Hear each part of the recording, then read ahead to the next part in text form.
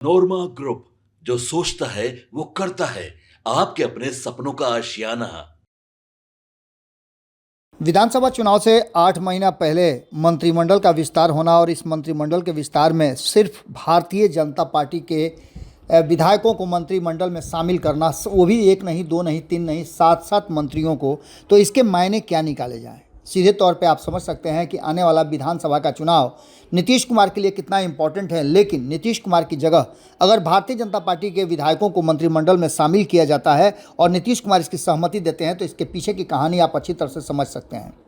आने वाले चुनाव को लेकर के हमने जब लाइव में आपसे बातचीत किया था, तो आपको याद होगा कि संपादक नमन मिश्रा जी के साथ जब चर्चा हो रही थी, तो हमने बताया था कि ये नीतीश कुमार का सिक्योरिटी है और भारतीय जनता पार्टी की इनसिक्योरिटी है। इसको लेकर के कहीं ना कहीं भारतीय जनता पार्टी अपने हिसाब से स्ट्रेटजी बना रही है। चूँकि भारतीय जनता पार्टी पिछले, आप देख रहे होंगे कि 1 साल से, लोकसभा चुनाव के समय से ही जब विधानसभाओं के चुनाव लड़ रही है, तो वो अपनी स्ट्रेटजी पर चुनाव लड़ रही है और उसके फ़ायदे भी उसे मिल रहे हैं। सिर्फ झारखंड की अगर बात छोड़ दें, तो बाकी के जितने भी राज्यों में चुनाव हुई है, उसमें भारतीय जनता पार्टी ने बेहतर प्रदर्शन किया है। और आने वाले जो 8 महीने के बाद बिहार में विधानसभा के चुनाव होने हैं, उसको लेकर के भी कहीं ना कहीं भारतीय जनता पार्टी स्ट्रेटजी बना रही है। नीतीश कुमार को मुख्यमंत्री बनाने की अब जिम्मेवारी जो है वो भारतीय जनता पार्टी ने अपने कंधे पर उठा लिया है। यही कारण है कि नीतीश कुमार की स्ट्रेटजी तो अपनी जगह चल ही रही है। नीतीश कुमार की शर्तों पे भारतीय जनता पार्टी हर तरह से मानने के लिए तैयार है, लेकिन चुनावी रणनीति जो होगी वो भारतीय जनता पार्टी की होगी और इसके पीछे की रणनीति साफ साफ दिख रही है। आज 7 जो मंत्रिमंडल में शामिल किए गए हैं नए सदस्य, उन 7 विधायकों को मंत्री पद की शपथ दिलाई गई है। इसमें से 4 मिथिलांचल इलाके से आते हैं। इन्हें मिलाकर अब मिथिलांचल से 6 मंत्री हो गए हैं। आप समझ सकते हैं कि ये भारतीय जनता पार्टी ने आखिर क्यों ऐसा किया है। इससे पहले भी 2 मंत्री शामिल किए गए थे मिथिलांचल से। मिथिलांचल, सीमांचल और कोसी का जो क्षेत्र है वो भारतीय जनता पार्टी के लिए बहुत ही ज़्यादा मुश्किलों भर रहा है, तो वहीं नीतीश कुमार के लिए भी बहुत ज़्यादा फ्रूटफुल नहीं रहा है। आने वाले समय को लेकर अगर देखा जाए तो विपक्ष जो है पूरी तरह से भारतीय जनता पार्टी और एनडीए को इन क्षेत्रों में मात देने की तैयारी कर चुका है। इधर हाल फिलहाल में आपने देखा होगा कि वीआईपी के मुकेश सहनी ने जिस तरह से मिथिलांचल, सीमांचल और कोसी के क्षेत्र में अपनी पकड़ बनाई है, उसको देख करके भारतीय जनता पार्टी की ज़मीनें खिसकने लगी हैं। आज मंत्रिमंडल में शामिल किए गए भाजपा के इन 7 विधायकों में 3 पिछड़े समाज से आते हैं, 2 अति पिछड़ा समाज से हैं और 2 सवर्ण समुदाय से आते हैं। ये समीकरण भी बनाने के पीछे की कहानी हमने आपको बताई थी। हमने आपको बताया था कि जिस तरह से भारतीय जनता पार्टी जातीय समीकरण और एनडीए में खास करके जातीय समीकरण साधने की कोशिश की जा रही है, ये भी देखने को मिल रहा है। आपको बता दें कि राज्य की एनडीए सरकार का 13 महीने में यह तीसरा विस्तार है। नीतीश सरकार में अब 36 मंत्री हो गए हैं, जो कि अपर लिमिट है। इनमें 21 भारतीय जनता पार्टी से, 13 जेडीयू से, बाकी 1 हम और 1 निर्दलीय को मंत्रिमंडल में शामिल कराया गया है। सबसे पहले आपको बात करते हैं तो भारतीय जनता पार्टी के संजय सरावगी ने सबसे पहले शपथ ली। इसके बाद सुनील कुमार बिहार शरीफ से के रहने वाले हैं, जीवेश मिश्रा जाले से जो कि दरभंगा में है, राजू सिंह साहेबगंज से, मोतीलाल प्रसाद रीगा से, कृष्णा कुमार मंटू अमनौर से और विजय मंडल सिकटी से विधायक हैं। उन्हें मंत्रिमंडल में शामिल कराया गया है। मिथिलांचल में एनडीए का गढ़ लगभग गठबंधन में 30% विधायक यहीं से हैं। ये बातें आपको समझ में आ रही होगी कि लगभग 60 से 70 ऐसी सीटें हैं जो मिथिलांचल के क्षेत्र से आती हैं। आपको बता दें कि 241 सीटें बिहार में हैं। इनमें से कुल एनडीए के पास 131 सीटें हैं। इनमें से 40 सीटें मिथिलांचल से हैं। जब इसलिए मिथिलांचल को एनडीए का गढ़ कहा जाता है और मिथिलांचल में 6 सीटें सीतामढ़ी, शिवहर, मधुबनी, दरभंगा, मुजफ्फरपुर और वैशाली के 60 सीटें आती हैं। इसके साथ साथ सीमांचल की सीटों को जोड़ लें तो ये 70 से 80 सीटें हो जाती हैं, जिसको लेकर के भारतीय जनता पार्टी और एनडीए के घटक दल जो हैं वो कहीं ना कहीं अपनी तैयारियां शुरू कर रहे हैं कि ये गढ़ उनका बच जाए, क्योंकि इसी क्षेत्र पर जो है वो महागठबंधन की नज़र है। और इसको लेकर के तेजस्वी यादव ने भी मुकेश सहनी को पूरी तरह से छूट दे रखी है कि इन क्षेत्रों में जिस तरह से हो जनाधार बढ़ाने की कोशिश की जाए। इससे पहले हम आपको बता दें कि मिथिलांचल से कुढ़नी के केदार प्रसाद और एमएलसी हरीश सहनी को मंत्रिमंडल में पहले से शामिल किया गया था। हिसाब से अगर देखा जाए तो कैबिनेट में 6 मंत्री मिथिलांचल से हो गए हैं। मुजफ्फरपुर से 1, सीतामढ़ी से 1, अररिया से 1, सारण से 1, नालंदा से 1, दरभंगा से 2। अब इन सारी बातों को अगर देखा जाए तो संजय सरावगी की बात करें तो लंबे समय से इंतजार कर रहे थे और ये पुराने नेता हैं जो हिंदुत्व के एजेंडे पर चलते हैं। कई बार आपने इनको सदन में गरजते हुए देखा होगा और कई बार सदन से इनको बाहर निकालते भी मार्शल से आपने देखा होगा।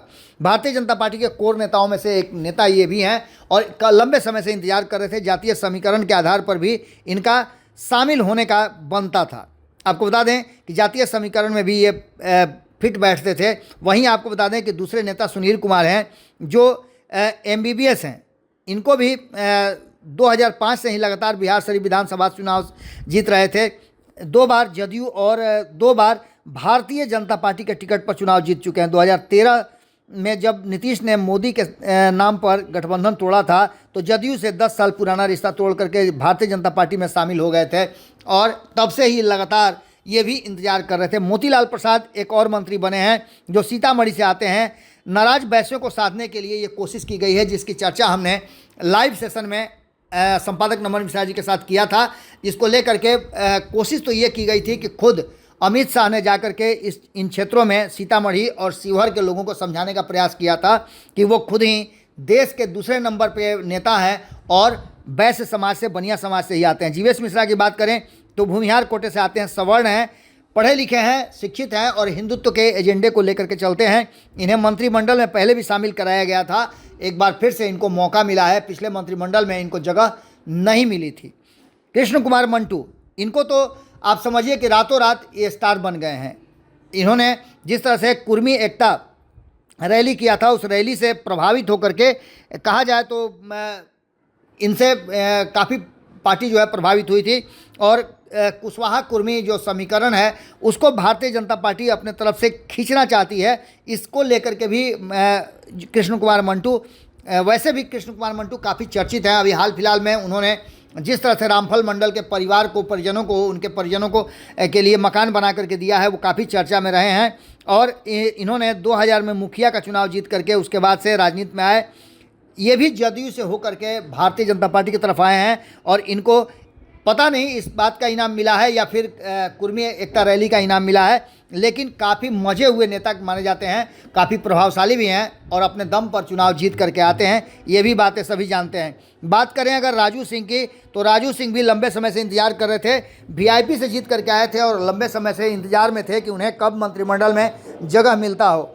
आपको बता दें कि 2015 के चुनाव में हार गए थे, 2020 में जीत करके आए थे और VIP से ये जब सभी आ रहे थे तो ये भी VIP से BJP की तरफ शिफ्ट कर गए थे। विजय कुमार मंडल ये भी लंबे समय से इंतजार कर रहे थे और जातीय समीकरण में इनका कहीं ना कहीं फिट बैठता था। अब जो वर्तमान परिस्थिति बनी है उसमें मौजूदा 36 मंत्री होने चाहिए और 36 के 36 मंत्री कोटा फुल हो गया है। अब देखना दिलचस्प होगा कि नीतीश कुमार इसको कैसे भजाते हैं और आने वाले चुनाव में इसका फ़ायदा कैसे उठाया जाता है। इस बात को लेकर के भी अब जो वर्तमान परिस्थिति बनी है उसमें भारतीय जनता पार्टी की स्ट्रेटजी नीतीश कुमार को कितना फ़ायदा पहुंचाती है और नीतीश कुमार के मुख्यमंत्री एक बार फिर से बनने में कितना सहायक होती है, ये देखना दिलचस्प होगा। जुड़े रहिए भारत लाइव के साथ। बहुत बहुत धन्यवाद। आपके सपनों को हमने सजाया है, ई-होम्स पैनोरमा को हमने बनाया है। ई-होम्स मेरा एक सपना था जिस पे मैं पिछले 4 साल से काम कर रहा था। हमने जो बनाया है वो सबने है माना।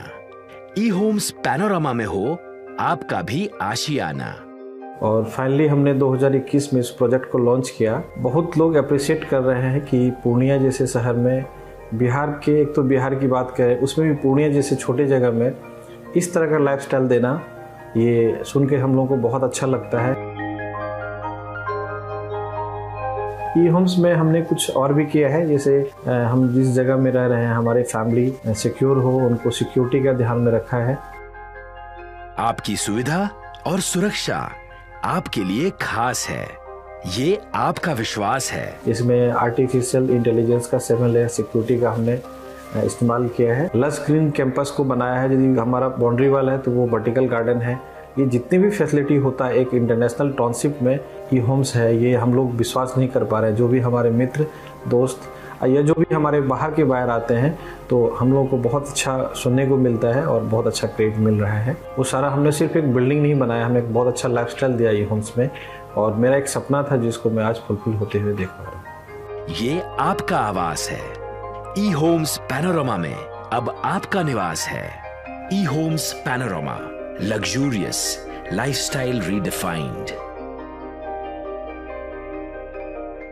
पनोरमा ग्रुप, जो सोचता है वो करता है।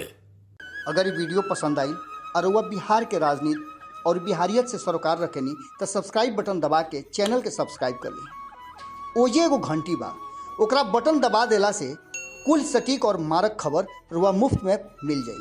अगर रुआ पत्रकारिता के हमनी के नया प्रयोग में सहयोग कर चाहतानी तो ज्वाइन बटन दबा दी। पेटीएम नंबर नोट कर ली 9386816700।